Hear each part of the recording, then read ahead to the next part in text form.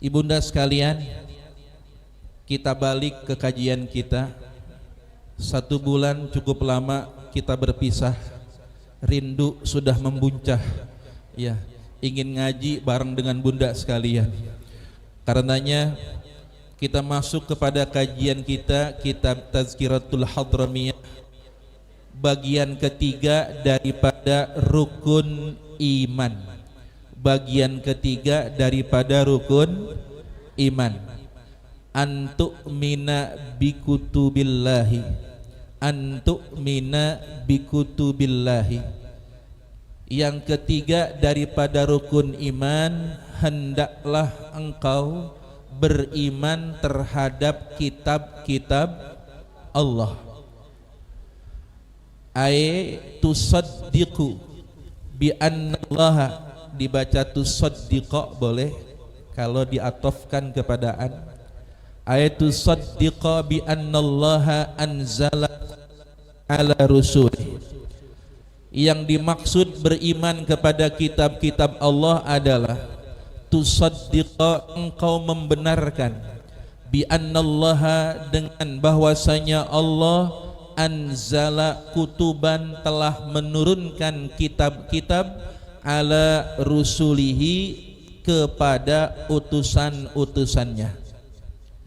Bagian yang ketiga yang menjadi pondasi utama dari keimanan kita, iman percaya bahwa Allah telah menurunkan kitab-kitab kepada para rasul. Kudu percaya, harus yakin, karena kalau tidak percaya dan yakin, tidak sempurna imannya, bahkan bisa batal imannya.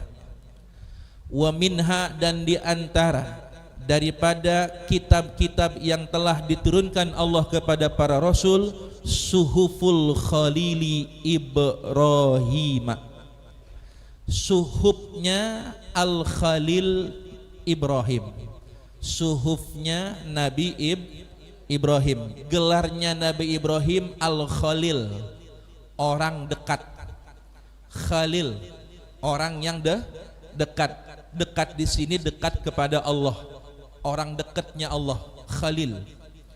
Kalau ibu punya teman, ciri-cirinya kalau ibu sedih dia ikut sedih, kalau ibu gembira dia ikut gembira, dan dia rela memberikan apa yang dia miliki untuk ibu, itu namanya Khalil. Kira-kira punya nggak Khalil? Kalau bahasa anak sekarang, besti. Punya besti?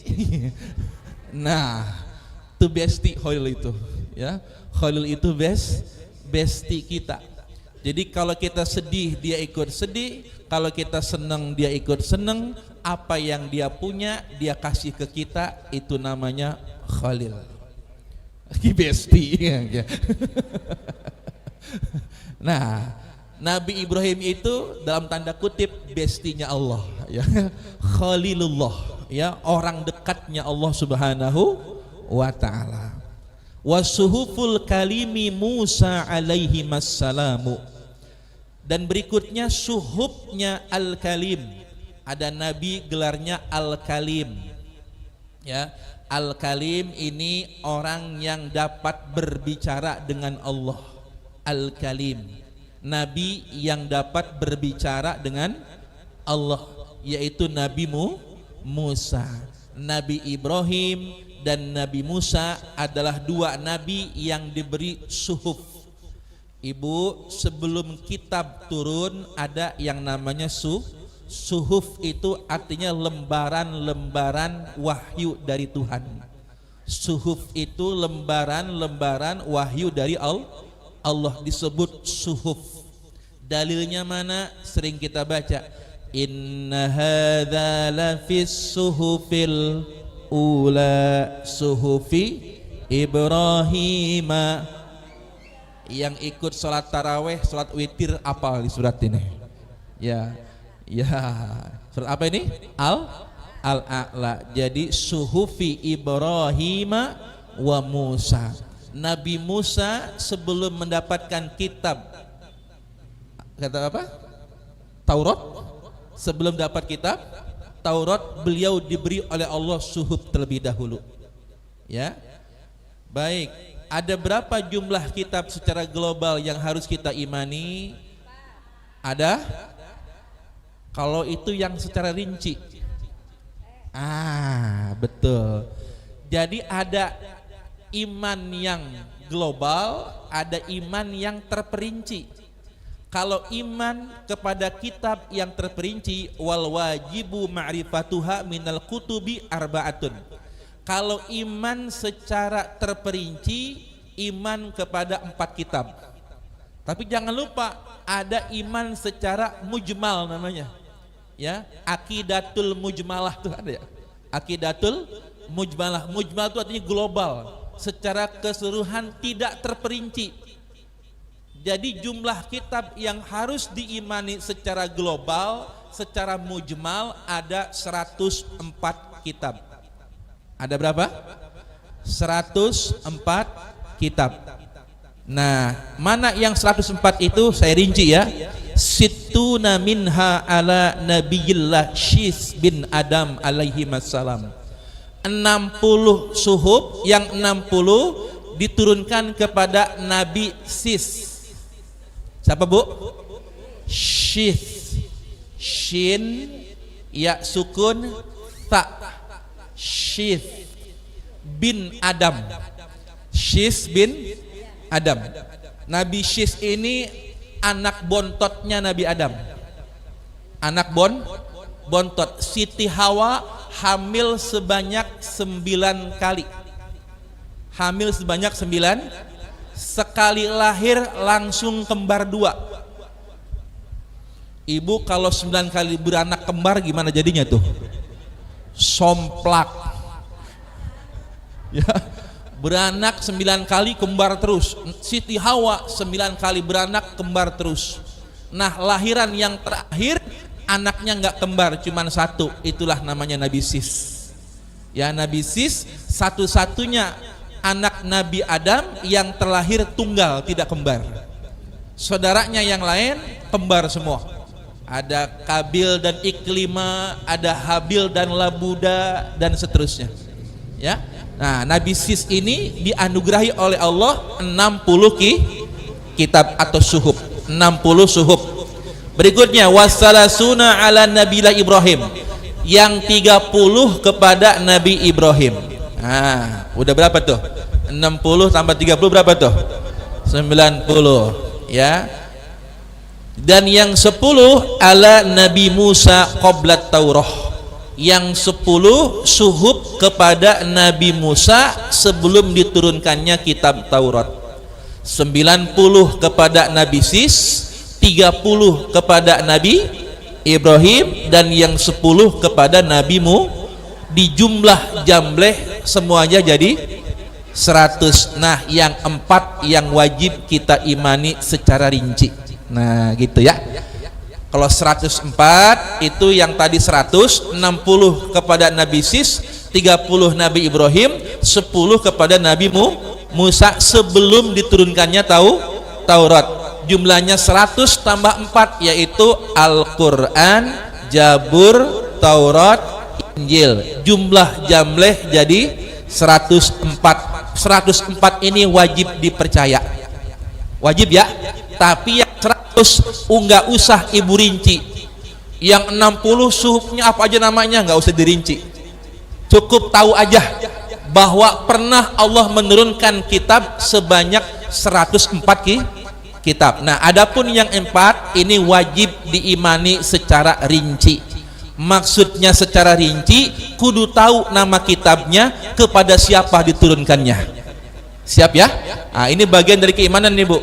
Ini jangan-jangan naudzubillah di antara kita percaya kepada kitab, nggak tahu nama kitab, nggak tahu siapa nabinya. Nah, ini harus kita pahami, yakini supaya sempurna iman kita. Kita lanjut. At-Tauratu al-munazzalatu ala sayyidina Musa alaihi salam. Taurat yang pertama Taurat. Taurat itu ibu diambil dari kata rawazandu. Warazandu. waw ro ya maksurah az-zandu waroz-zandu. Taurah itu diambil dari kata waroz-zandu. Waw ro ya maksurah alif lam zai nun dal zandu waroz zandu. Apa artinya? Kharaja naruhu, keluar apinya. Ya, Taurat itu artinya keluar apinya, keluar apinya, mengeluarkan api. At-Taurah mengeluarkan cahaya, mengeluarkan sin. Zaman dulu belum ada listrik, penerangan pakai apa ibu? Pakai apa ya? Pelita. Itu zaman pelita saya gua ngalamin yang kalau bangun tidur hidung pada hitam, ya kan? Iya. Kalau api dinyalahin kira-kira terang apa kagak? Terang. Nah, Taurat itu artinya apinya menyala. Kharaja naruhu, ya, kharaja naruhu atau warozandu artinya apa? Menyala apinya. Taurat itu diilustrasikan, digambarkan seperti api yang menyala karena menerangi kegelapan.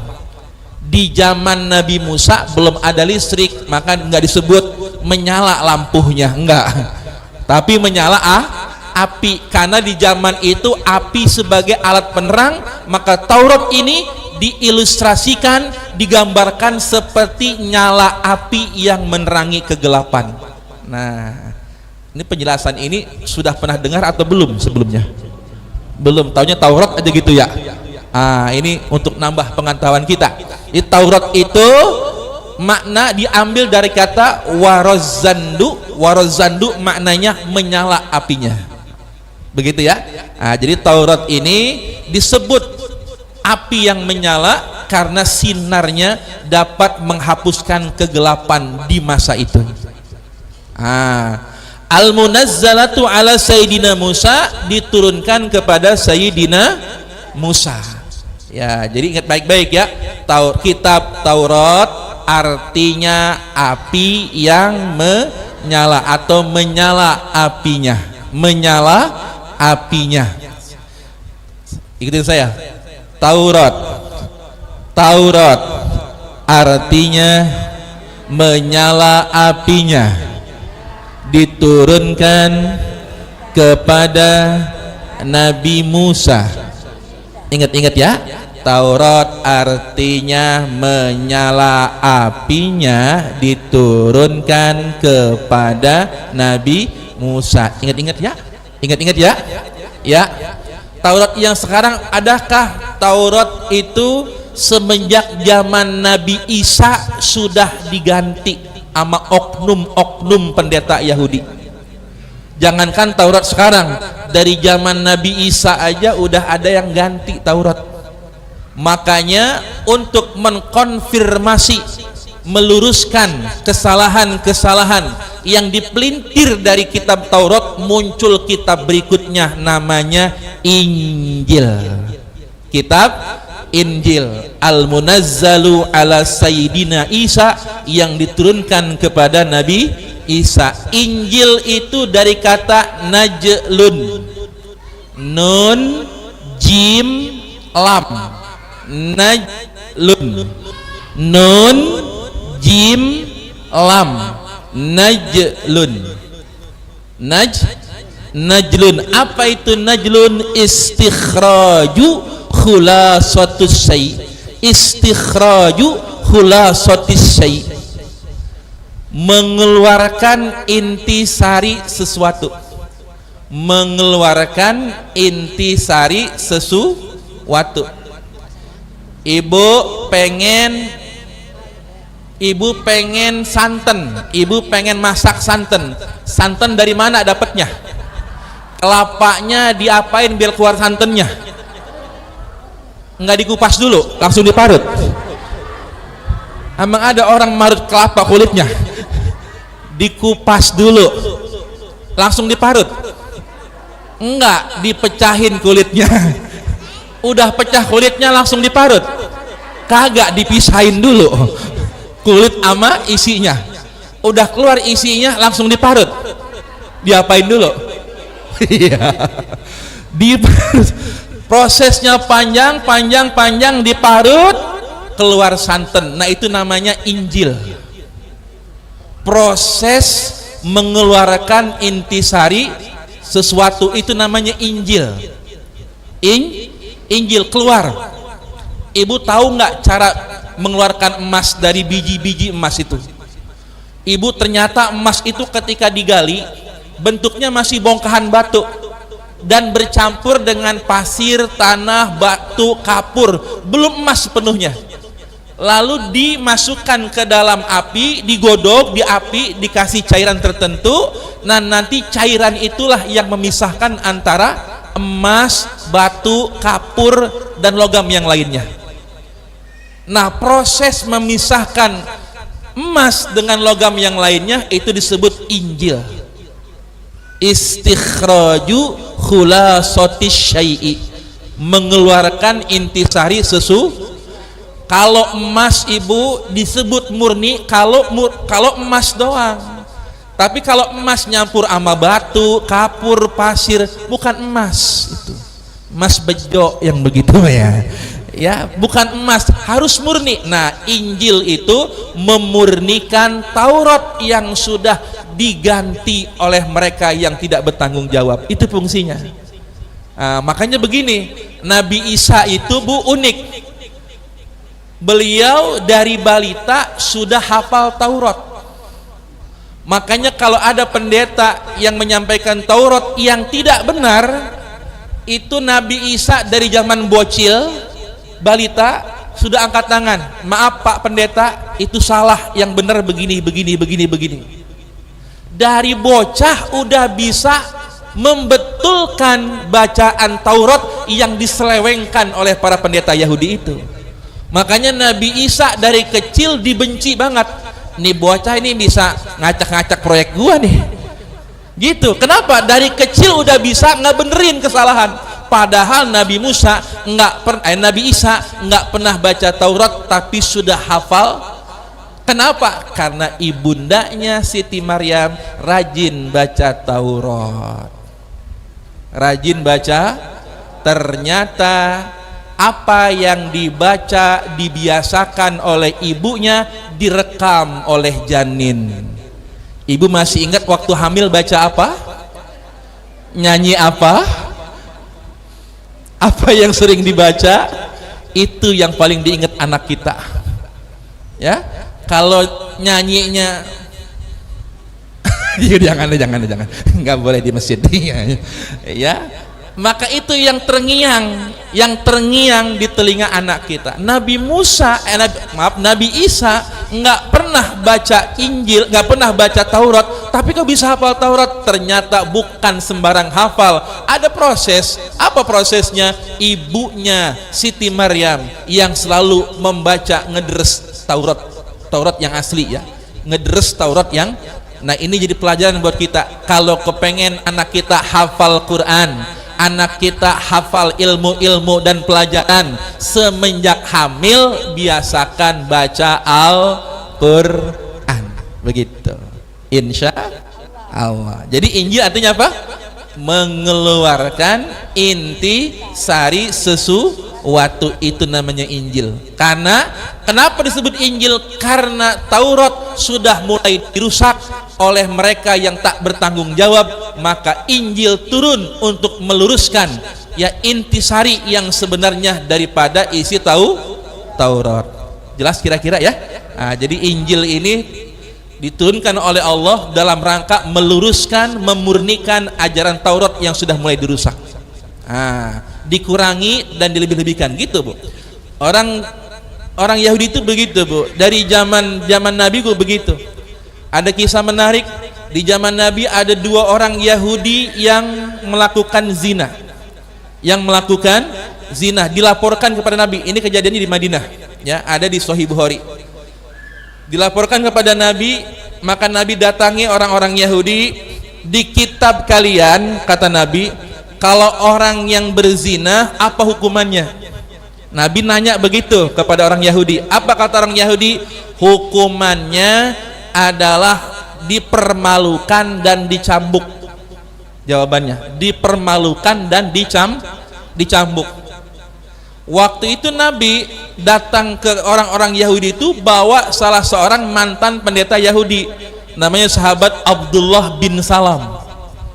Abdullah bin Salam ini mantan pendeta Yahudi, hafal Taurat. Apa kata beliau? Kadzabta, ente bohong. Ente bohong. Di Taurat itu hukuman rajam bukan begitu modelnya. Terus bagaimana? Ambil Tauratnya. Pas diambil Taurat, suruh baca sama Nabi. Ketika dia baca, tangannya begini. Si orang Yahudi tangannya begini. Kenapa begini? Karena yang dia baca itu cuman ayat sebelum dan sesudahnya. Pas ayat rajam ditutup sama tangannya begini tuh. Itu orang Yahudi itu kelakuannya. Ama Abdullah bin Salam, tuh kan Muhammad, nggak ada kan hukuman rajam di kitab kami ini? Coba angkat tangan kamu. Diangkat tangannya, ada ayat rajam. Emang dari dulu orang Yahudi mah tukang nipu. Tukang nih biarin orang Yahudi kita kata nipu. Lihat aja itu, tanah orang diambil di Palestina. Ya, tanah orang Palestina, padahal dia datang pertama kali disambut dengan bahagia. Di mana-mana diusir, di Eropa diusir, di Afrika diusir, di Jerman apalagi. Di Palestina diterima dengan lapang dada, dikasih hati minta. Tuh orang Yahudi. Jadi tanah mereka itu, Bu, dulunya tanah orang Palestina. Mereka diusir di mana-mana, diterima sama orang Palestina, dipinjemin tanah, dipinjemin rumah, keenakan, tanahnya diakuin, rumahnya diambil. Tuh Yahudi yang sekarang. Ya Allah, emang gitu kelakuan Yahudi ya. Nah makanya jangankan hukum, kitab suci saja tuh orang Yahudi. Maka muncullah kitab Injil. Baik, waz-zaburu al-munazzalu ala sayyidina Daud. Berikutnya kitab Zabur. Kitab Zabur diturunkan kepada Nabi Daud. Nabi Daud ini ayahandanya Nabi Sulaiman. Sulaiman bin Daud. Biasanya kalau nabi aja, kalau raja aja. Kalau Nabi Daud dan Nabi Sulaiman dianugerahi oleh Allah dua, kerajaan dan kenabian. Jadi Nabi Daud ini raja sekaligus nabi sekaligus raja. Biasanya kalau raja aja, contohnya Raja Dzulqarnain, raja doang bukan nabi. Kalau nabi aja bukan raja, banyak nabi-nabi yang ya. Tapi Nabi Daud dianugerahi oleh Allah dua, kenabian dan kerajaan. Bahkan putranya Nabi Sulaiman dianugerahi kerajaan yang sampai detik ini belum ada yang punya itu kerajaan, saking megah dan hebatnya.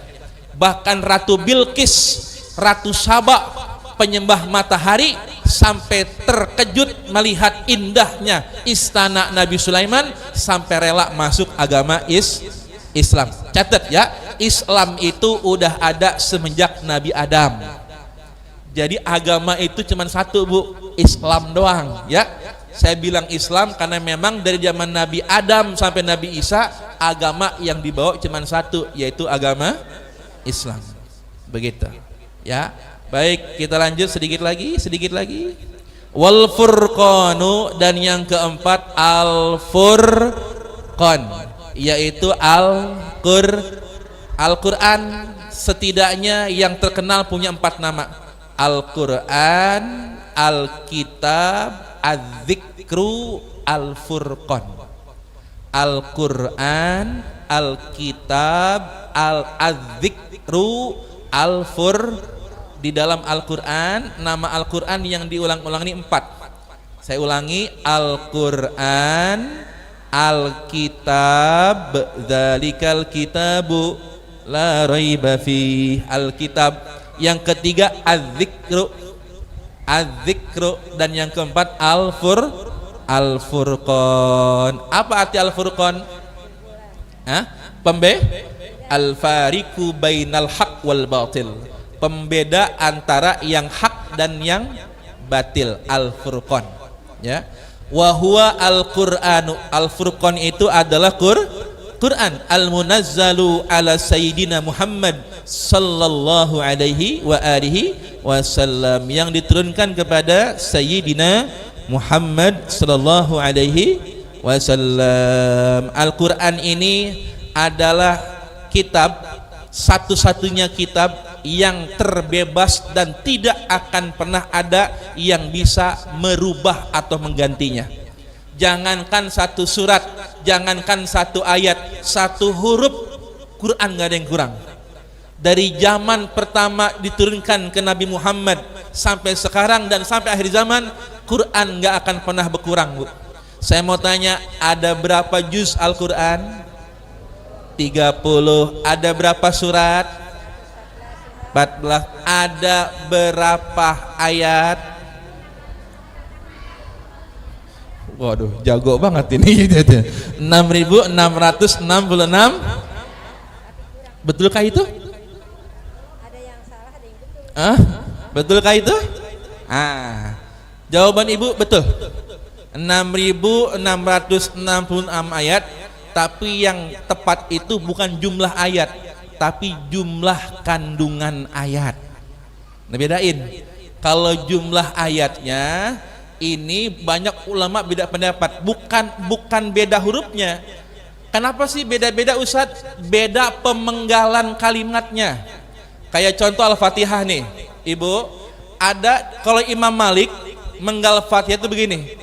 Siratal ladzina an'amta 'alaihim. Itu ayat ke-6. Itu ayat ke-6 tuh. Ya. Jadi basmalah bukan dianggap ayat pertama. Ayat pertama itu alhamdulillah, alhamdulillahil alamin. Kalau Imam Syafi'i kalau suratnya dari bismillah sampai waladhdallin enggak ada yang beda. Yang bikin beda pemenggalannya. Ini yang bikin jumlah ayat jadi beda. Kalau yang terkenal 6.666 itu sebenarnya bukan jumlah ayat, tapi jumlah kandungan ayat. Pernah saya sampaikan ya kalau nggak salah ya. Quran itu kan 6666. Apa tuh? 1000 perintah, 1000 larangan, 1000 peringatan, 1000 janji, 1000 ancaman, 1000 doa, 500 riwayat dan kisah, 66 ayat nasih dan mansukh. Jumlahnya 6.660, itu jumlah kandungan ayat. Kalau jumlah ayatnya beda-beda. Ada yang bilang 6.262, ya, 6236, 6.236 ayat. Ada yang 6236, ada yang 6616, 6.616, ada yang segitu. Ya, yang paling terkenal 6.236. Ibu jangan bingung kalau begitu Quran beda, Ustadz. Saya katakan lagi, Quran tidak ada yang beda. Yang beda itu peletakan ayatnya. Paham gak kira-kira? Peletakan ayatnya. Kayak Al-Fatihah, ada yang bilang siratal ladzina an'amta 'alaihim. Itu ayat tuh. Kalau di kita kan belum ayat ya. Ayat itu sampai waladhdallin, baru ayat 7 tuh. Jadi yang beda itu bukan huruf kalimatnya, tapi pemenggalan ayatnya. Jelas kira-kira ya? Jadi jumlah ayatnya mana? Kalau jumlah kandungan ayat 6.666 kandungannya. Kalau jumlah ayatnya ada dua pendapat, 6.616 dan 6.236.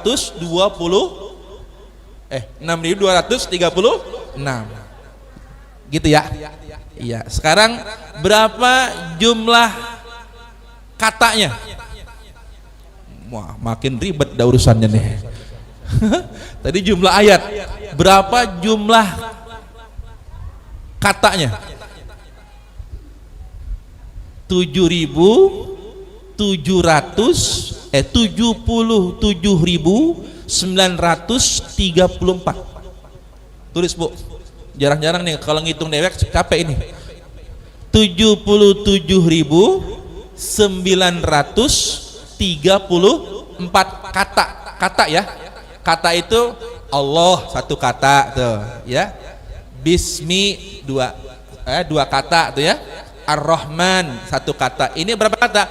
77.934.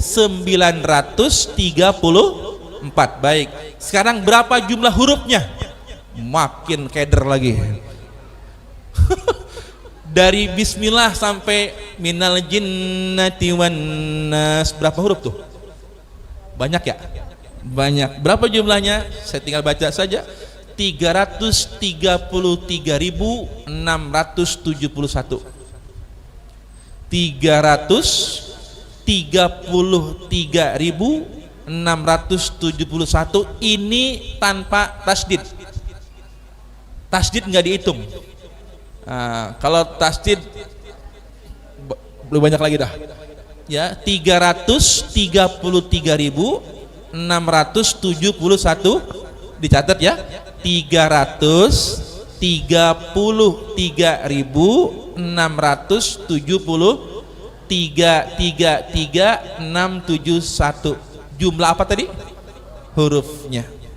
Jadi kalau ibu hataman Al-Quran, ibu menghatamkan Al-Quran, berarti ibu sudah membaca 333.671 huruf dikali 10. Hitung Bu, Kak Maistri berapa? Kak Maistri ibu guru nih. Wih, itu ngitung kali 10 itu kalau baca Qur'annya di luar sholat. Kalau baca Quran di dalam sholat bukan 10 tapi 100. Dalam kitab At-Tibyan fi Adabi Hamalatil Quran, orang yang baca Quran di dalam sholat per hurufnya 100 kebaikan. Makanya kenapa afdalus sholat, sholat yang paling afdal adalah yang paling lama berdirinya. Maksudnya yang paling banyak bacaan Qur'annya. Kenapa? Karena satu huruf dibalas oleh Allah 100. 10 itu kalau di luar sholat. Kalau di luar sholat, ya, kalau dalam sholat 100. Kalau hatam, Masya Allah. Ibu Ramadan kemarin hatam Al-Qurannya?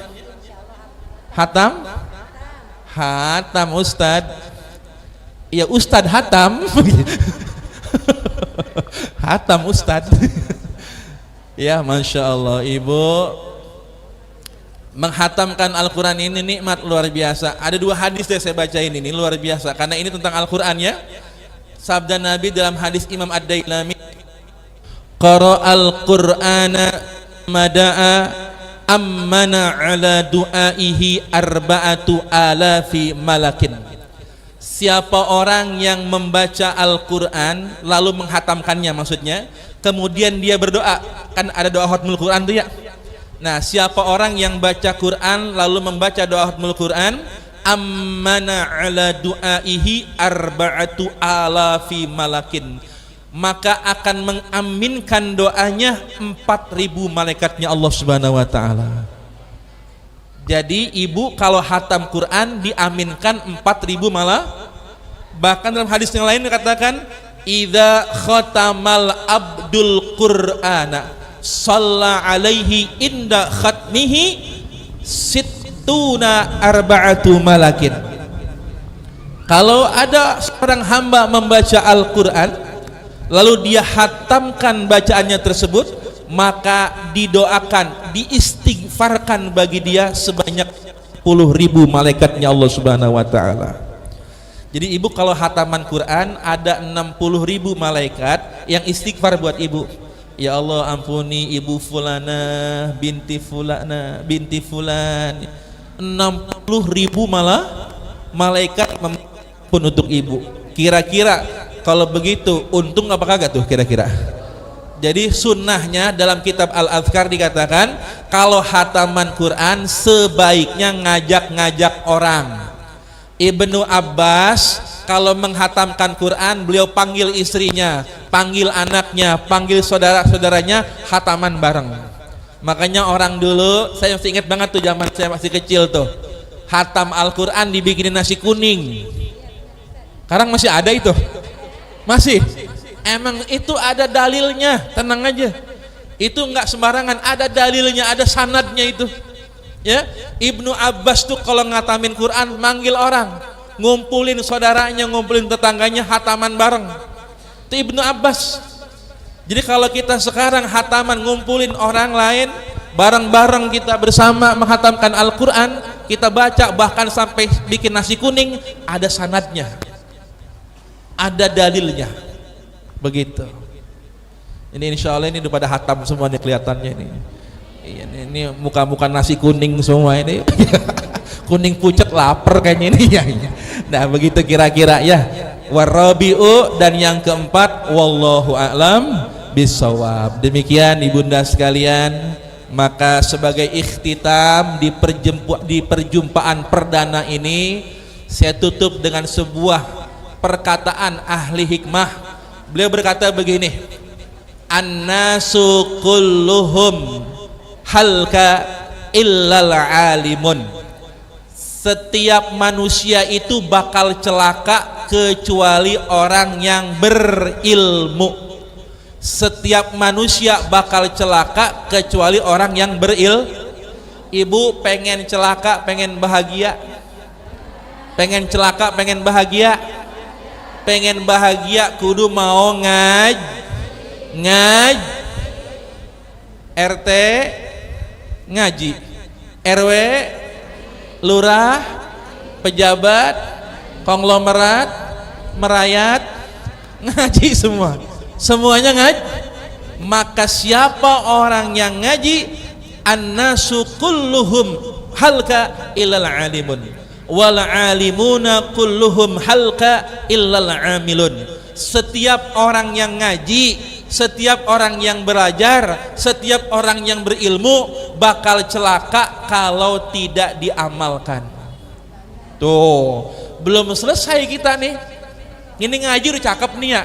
Belum selesai, tugas kita selanjutnya adalah mengamalkan. Orang yang ngaji juga masih ada kemungkinan celaka kecuali orang yang beramal.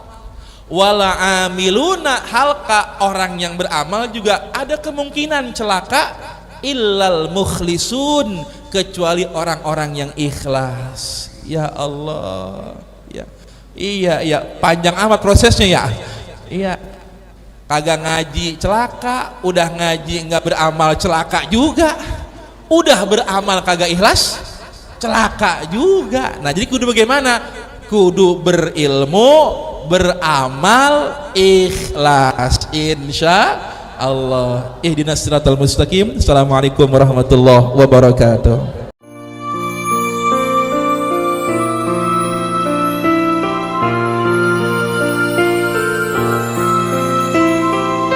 Hamdalah TV